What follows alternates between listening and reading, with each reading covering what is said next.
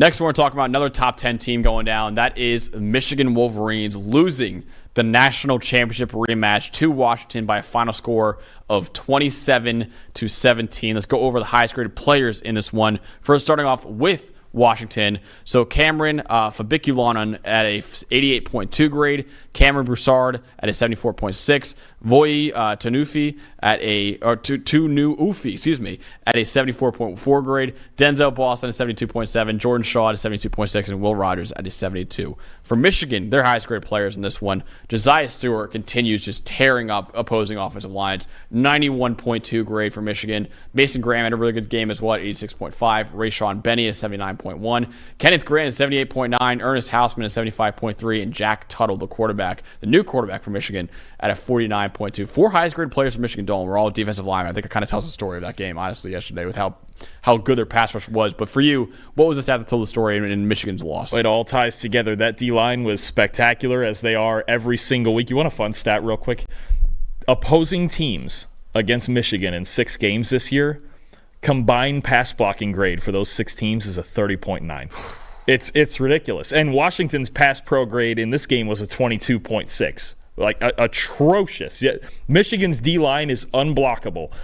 But the one thing coming into this game that I go, you know what? It's the one reason Washington stands a chance is Will Rogers, coming from a Mike Leach offense that he ran at Mississippi State, gets the ball out lightning quick. Coming into this game, his average time to throw was 2.48 seconds.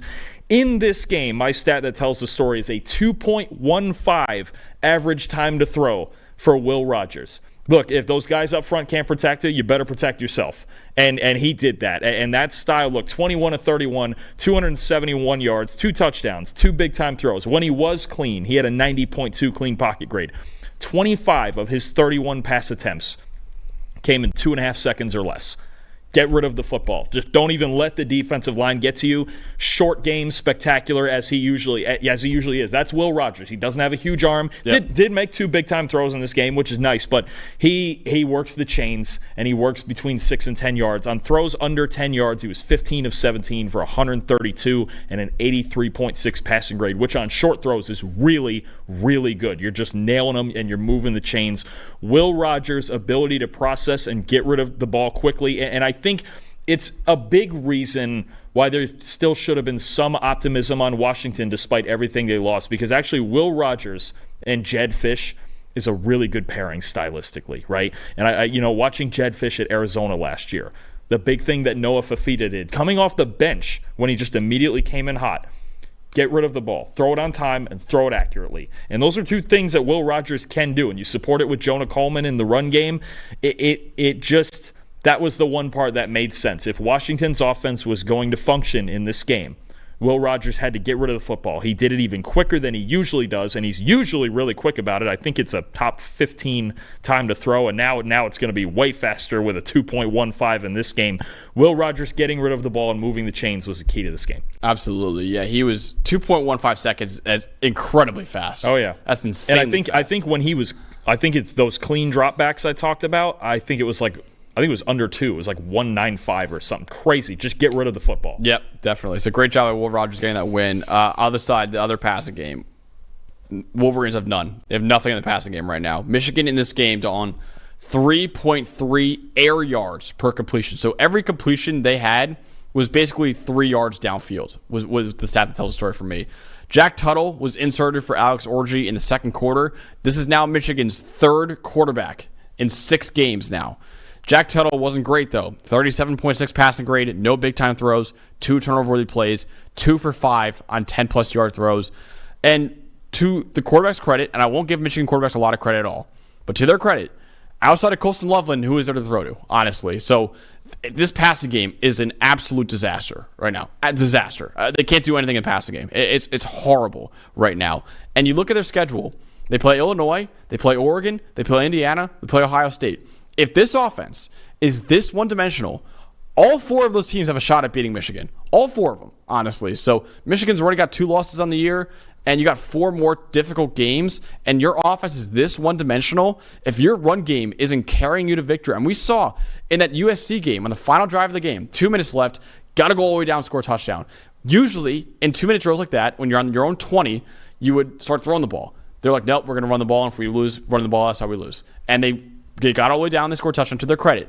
But if your offense is this one-dimensional, it's so hard to pick Michigan in a lot of these big games now because you just look at them and you're like, they can't do anything over the air, like nothing through the air. It's not like, oh, they're bad through the air. No, they can't do anything through the air right now. So Michigan's passing game is a disaster right now, and this is what's holding this team back from being a top 10 team and a playoff contender, honestly. Look, any casual football fan, anybody, casual, diehards, whoever, is going to look at two teams when they match them up and look at them pregame and go, first thing they're going to ask, all right, who's the quarterback? Yeah. And for Michigan, they're at a disadvantage every single week. And look, they had at the start of training camp, they had a 5-man quarterback competition.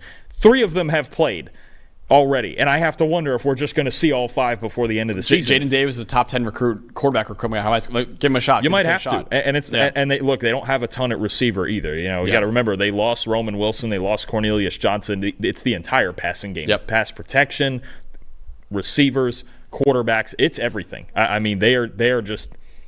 I hate to use the word incapable, but kind of. Yeah. I mean, have we at any point this year seen any consistency out of the passing game? We just haven't. So, look, leaning into Orgy in the run game, I thought was a good idea, but it's hard to win games running the ball every play. You can't win games like they won the USC game every single week. So you're right. Those teams. This is another one with that quarterback situation. What chance would we give them against Ohio State or Oregon right now? I mean, not a lot. How could they score on Ohio State's defense right now?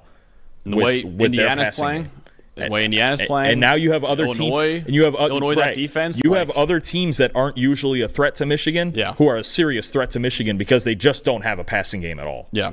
Definitely. So, Dalton, for you, what was the most impressive part, though, for this game? It's funny enough, I'm going to actually stay on the Michigan side. Okay. Josiah Stewart is having an incredible year. Look, he's leading all defensive players for the season right now in overall grade, pass rush grade, true pass rush grade, and pass rush win rate. He's got a 31.3% pass rush win rate for the season. Damn. You want a comparison? Leatu Latu, the PFF god last season, was, I think, a little above 26. Wow. It's nuts. In this game, 91.5 pass rush grade, 6 pressures, a sack, 3 stops, 50% pass rush win rate in this game.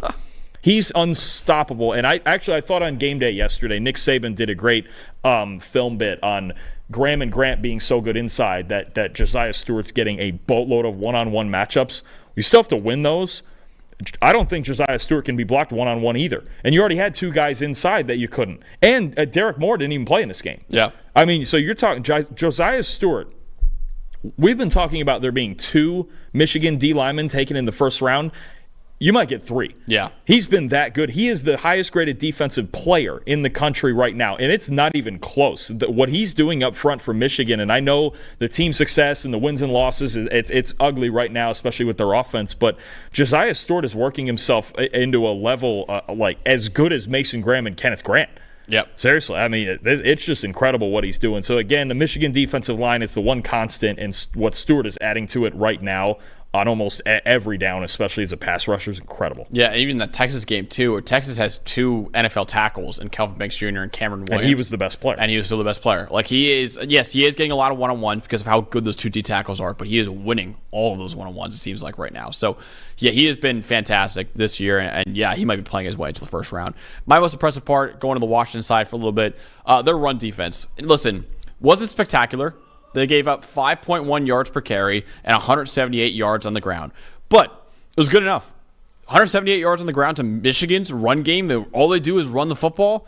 That's how you win this game, honestly. Because the only way Michigan can beat you is if they dominate on the ground. So 178 yards, 5.1 yards per carry, 13 run defense stops, 2 tackles for loss, and only 3 missed tackles on the day for Washington's run defense. So really good job. Again, it wasn't spectacular. It wasn't like they completely shut it down.